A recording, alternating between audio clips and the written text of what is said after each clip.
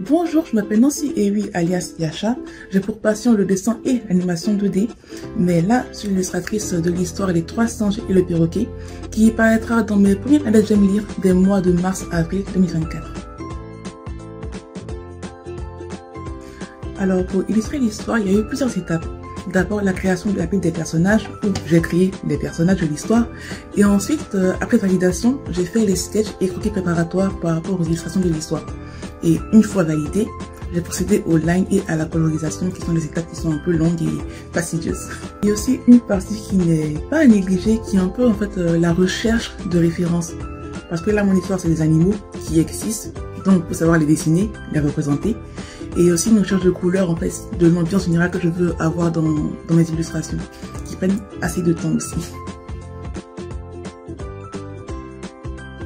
Bon, en gros, j'ai toujours aimé dessiner depuis le plus jeune âge, et en grandissant, j'ai vu qu'on pouvait en faire un métier, et j'ai cherché comment faire pour y parvenir. Il fallait s'entraîner, dessiner, apprendre. Et du coup, j'ai aussi intégré une école d'art en France plus tard, après mon bac et 3 années à l'ISCC. Et du coup, voilà, c'était l'école Pivot à Nice. Ce que j'aime le plus dans ce métier-là, de l'illustration, c'est de créer des images, de donner vie aux idées des auteurs ou d'autres personnes et de donner l'envie aux autres de pouvoir faire pareil et juste de rêver à travers des images. À notre ère, c'est un peu indispensable de mettre son travail en avant sur les réseaux parce que tout le monde y est en fait, que ce soit les consommateurs comme les producteurs, comme les maisons d'édition ou ceux qui vont juste t'engager en fait. Et c'est important d'avoir une présence en ligne pour pouvoir juste se faire voir dans la masse d'illustrateurs qu'il y a, qui existent déjà.